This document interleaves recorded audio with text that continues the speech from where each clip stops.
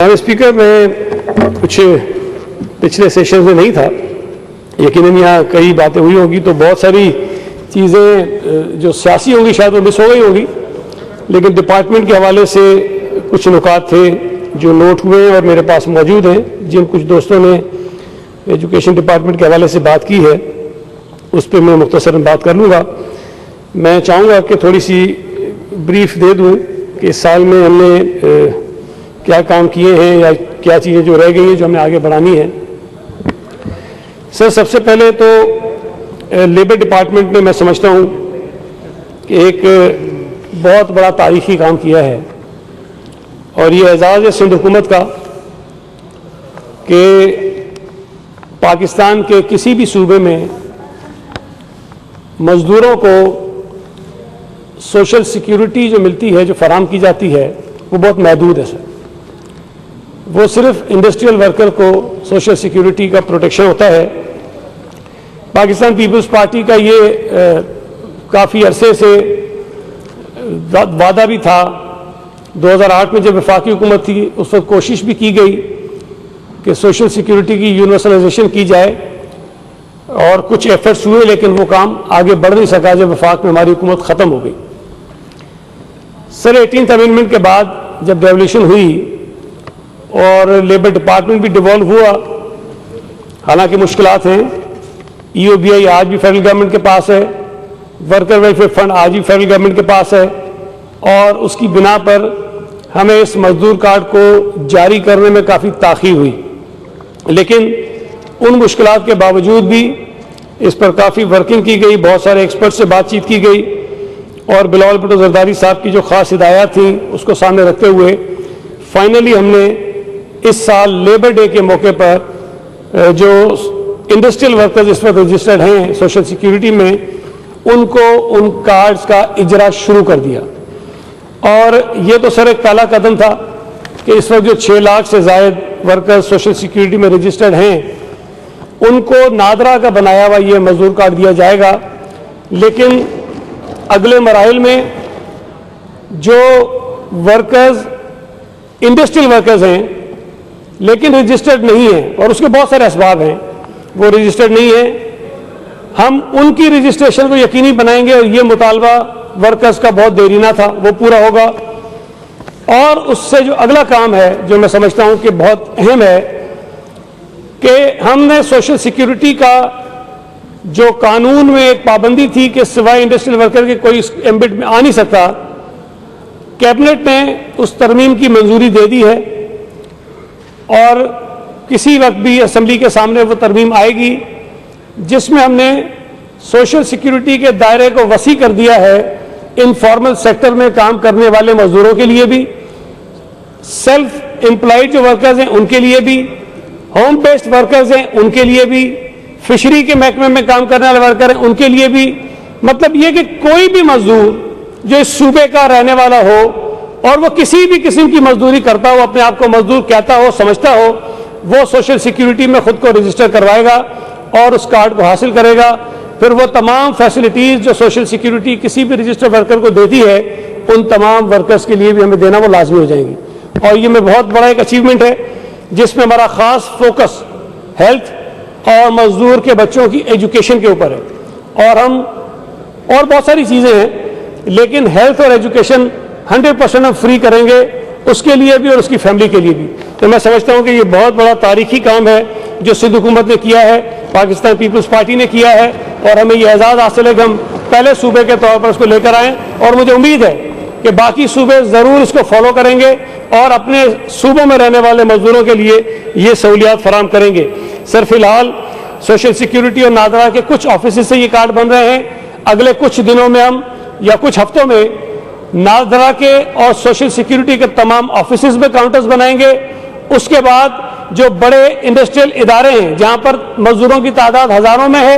उन इदारों में अंदर काउंटर बनाएंगे ताकि मजदूर अपने आप को रजिस्टर कराएं। और उसके बाद हम पूरे सूबे में मोबाइल वैन्स के जरिए हर इलाके में, हर गांव में, हर शहर में ये गाड़ियां जाएंगी और मजदूरों को रजिस्टर करेंगे और उनको ये कार्ड इशू करेंगे। सर, इसके साथ साथ हमने अभी कुछ महीने पहले सिंध काबीना ने एजुकेशन डिपार्टमेंट में एक ट्रांसपेरेंट ट्रांसफर पॉलिसी मंजूर की है सर माजी में टीचर्स के तबादले हो जाते थे, लोगों अपनी ख्वाहिश के मुताबिक करवा लिया करते थे। अब ये ट्रांसफर ऑफ पोस्टिंग जो हैं वो टीचर्स की अपनी ख्वाहिश के मुताबिक नहीं बल्कि स्कूल में टीचर्स की ज़रूरत के मुताबिक होगी। हमने मुख्तलिफ कैटेगरीज बनाई हैं। एक कैटेगरी वो है जहां पर असातिज़ा की तादाद ज़रूरत से ज़्यादा है। सर उन स्कूलों को टोटली बैन कर दिया गया है, उन स्कूलों में किसी टीचर का ट्रांसफर नहीं हो सकता। एक कैटेगरी वो है जहां पर असातिज़ा की तादाद ज़रूरत के मुकाबले में कम है, वहां पर पूरा साल जो है वो टीचर्स का ट्रांसफर हो सकता है। लेकिन स्पेशल जो केसेस होते हैं जिसमें वेडलॉक है, डाइवर्स जो है, अगर किसी को डाइवर्स हो जाती है या फिर डेथ हो जाती है किसी के शौहर की, किसी खातून टीचर के, या किसी को कोई क्रॉनिक डिजीज हो, उस बुनियाद पर कुछ स्पेशल केसेस के तौर पर ट्रांसफर होंगे। अदरवाइज हमने बहुत ही ट्रांसपेरेंट तरीके से ट्रांसफर पॉलिसी बनाई। सर उसके साथ साथ सिंध कैबिनेट ने जो रिक्रूटमेंट पॉलिसी है उसकी भी मंजूरी दी और उसी नई पॉलिसी के तहत हमने कोई तकरीबन 37,000 के करीब जो नए असातिज़ा भर्ती होने हैं उसके लिए IBA सखर से मुआहदा किया। उन्होंने एप्लीकेशंस कॉल की, हमारे सूबे के शहरियों ने, लोगों ने, नौजवानों ने दरख्वास्तें जमा कराई हैं, लेकिन ये कोविड की वजह से उनके जो इम्तहानात हैं, जो टेस्ट हैं, उसमें थोड़ी ताख़ीर हुई है, लेकिन वो भी इंशाअल्लाह ताला होंगे और ये मेरिट पे हम 37,000 के करीब टीचर्स भर्ती करेंगे। सर हमने जो PhD टीचर था उसका ग्रेड 9 था, उसकी जो बेसिक क्वालिफिकेशन थी वो इंटरमीडिएट थी, उस इंटरमीडिएट की क्वालिफिकेशन को बढ़ा के ग्रेजुएट किया और जो उसका ग्रेड था वो 900 बढ़ा के हमने 14 कर दिया। सर अब जो PhD टीचर है वो 14 ग्रेड में होगा और उसकी क्वालिफिकेशन जो है वो ग्रेजुएशन होगी और उसका मकसद ये था कि हम अपने बच्चों को अच्छे टीचर जो है वो दें और वो उनकी तालीम जारी रख सकें। सर एक और चीज़ जो मैं समझता हूँ कि बड़ी अहम थी, ये CM साहब की तजवीज़ थी और काबीना ने उसको मंजूर किया कि जो PhD टीचर है, जो प्राइमरी स्कूल टीचर है, वो जब भर्ती होगा, प्राइमरी स्कूल टीचर भर्ती होगा, जब रिटायर होगा तो वो प्राइमरी स्कूल टीचर होगा, उसका प्रमोशन होगा, लेकिन वो उसी कैडर में रहेगा। वो शुरू से पहली क्लास को है प्राइमरी को पढ़ाना शुरू करेगा और आखिर तक प्राइमरी को पढ़ाएगा, इसलिए कि उसकी एक्सपर्टीज जो है वो प्राइमरी स्कूल टीचर की होती हैं। और यहाँ जो पहले होता रहा है कि प्राइमरी स्कूल टीचर जो है वो प्रमोट हो जाता है, HSC हो जाता है, कुछ और हो जाता है, तो फिर वो प्राइमरी को पढ़ाते पढ़ाते सेकेंडरी को पढ़ाना शुरू कर देता है, तो उसकी प्रमोशन के साथ साथ उसकी एक्सपर्टीज तो नहीं चेंज होती है। सर तो ये भी एक पॉलिसी अप्रूव की गई है कि जो टीचर्स जिस कैडर में जिन क्लासेस के लिए भर्ती होंगे उन्हीं क्लासेस को वो पढ़ाते रहेंगे, वो कंटिन्यू करेंगे। सर इसके साथ साथ जो TOs हमारे यहाँ होते हैं वो कमीशन के थ्रू भर्ती हुआ करेंगे। हमने सर एक काम जो अभी शुरू किया है कि जो हमारे टीचर्स ट्रेनिंग इंस्टीट्यूट हैं उनको हमने पब्लिक प्राइवेट पार्टनरशिप के जरिए ज़्यादा फाल बनाने का अमल जो है वो शुरू किया है। सर एक यहाँ पर कराची में हुसैनाबाद में एक हमारा है टीचर ट्रेनिंग इंस्टीट्यूट, जो हमारे एक प्राइवेट पार्टनर्स हैं, दूरबीन के नाम से वो चलाते हैं, और उसी को सामने रखते हुए हमने इस वक्त जिस पे काम शुरू किया उनमें सखर, नवाबशाह, लाड़काना, मीरपुर खास और कराची के जो टीचर ट्रेनिंग इंस्टीट्यूट हैं उनको हम उनके हवाले करेंगे। और प्लान हमारा ये है कि इन टीचर्स ट्रेनिंग इंस्टीट्यूट को हम उस सतह पर लेकर आ जाएं कि यहाँ से जो लोग तालीम हासिल करने के लिए, ट्रेनिंग हासिल करने के लिए जो एडमिशन यहाँ लेंगे उनका एडमिशन 100% मेरिट पे हो और उनकी जो डिग्री उनको मिले वो 100% उनको मेरिट में मिले। और हम गारंटी करेंगे कि जो टीचर इन इदारों से फारिग होकर निकलेगा उसको हम फौरी तौर पर एजुकेशन डिपार्टमेंट में बगैर किसी फर्दर एग्जाम्स के, टेस्टिंग के उसको नौकरी दे देंगे। तो ये मकसद इसका ये है कि हम इनकरेज करें नौजवानों को कि वो टीचर्स की जो जॉब है उसकी तरफ वो आएँ और ट्रेन हम उनको करें। और सर जो अखराजात उस टीचर के ऊपर होंगे, जितनी उसकी ट्रेनिंग होगी 2 साल 3 साल की, उसके अखराजात हुकूमत सिंध उनको इंटरेस्ट फ्री लोन के तौर पर उठाएगी और जब उसकी नौकरी हो जाएगी एजुकेशन डिपार्टमेंट में तो इंस्टॉलमेंट के जरिए उसकी तनख्वाह से वो डिडक्ट कर लिए जाएंगे, तो उसके ऊपर कोई माली बोझ भी नहीं आएगा। फ्री ऑफ कॉस्ट वो ट्रेनिंग हासिल करेगा, अच्छी ट्रेनिंग हासिल करेगा और ये काम आगे बढ़ाएंगे। सर हमने अभी कुछ हफ्ते पहले सूबा सिंध में, जो मैंने पहले भी शायद एक बार बताया था कि हमने कैटेगराइज किए हैं मुख्तलिफ स्कूल्स, कि वो स्कूल्स हैं जो बिल्कुल चलने के काबिल नहीं, उनको बंद करेंगे। वो स्कूल्स हैं जो वायबल हैं, जिनको चलना चाहिए लेकिन टीचर्स नहीं है, वो बंद हैं। हमने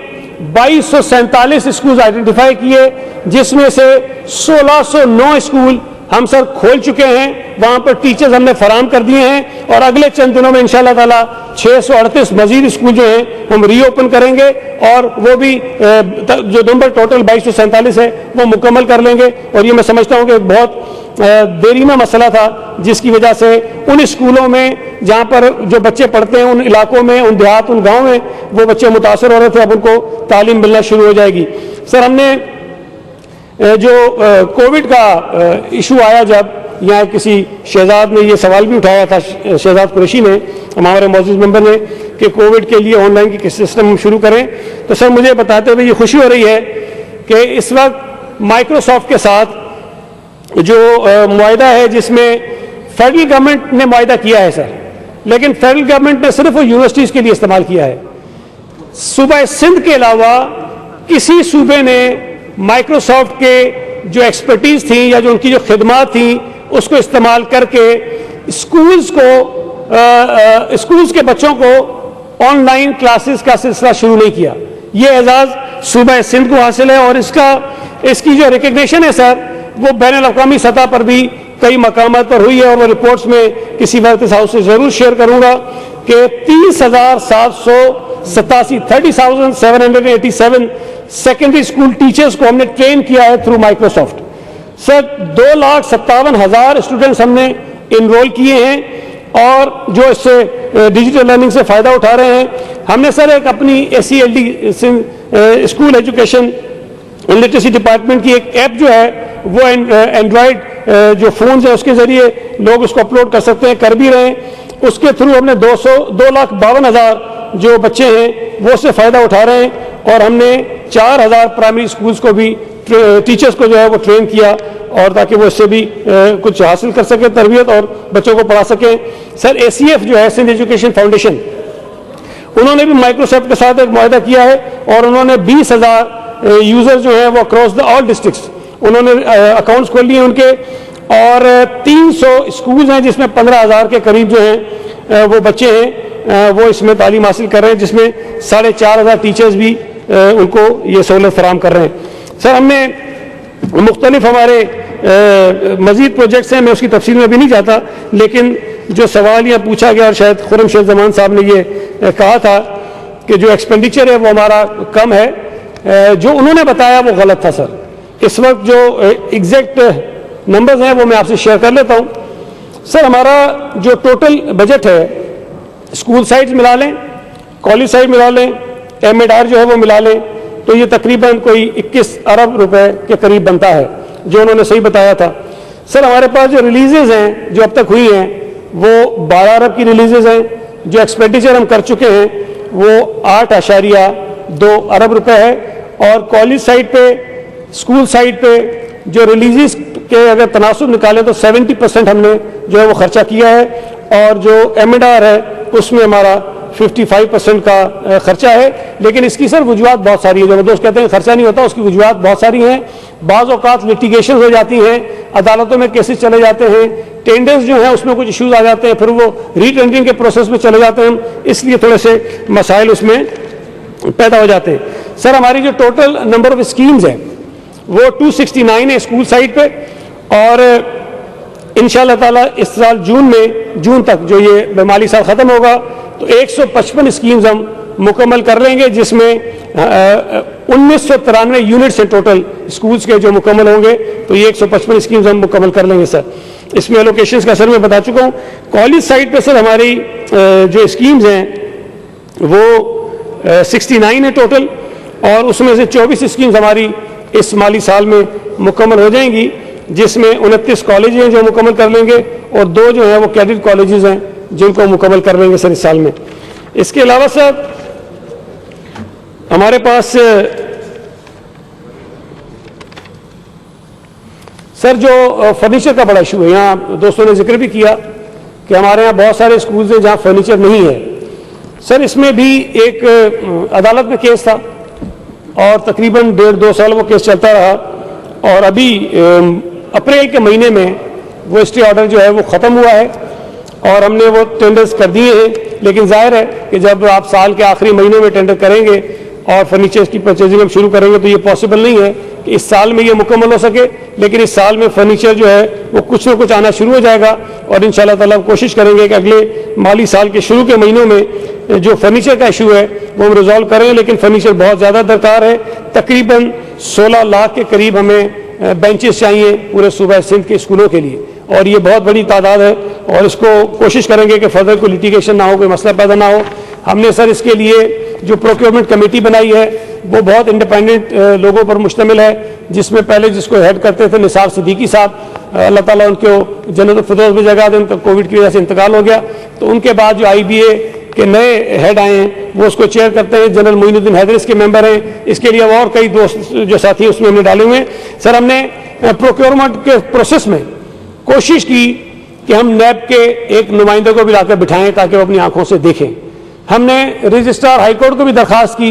कि वो अपने किसी नुमाइंदे को भेजें ताकि वो इस अमल के अंदर बैठे, उसको देखें और ये ट्रांसपेरेंसी का अमल जो हम चाहते हैं वो रहे। हमने एंटी करप्शन को भी लिखा, हमने ट्रांसपेरेंसी इंटरनेशनल को लिखा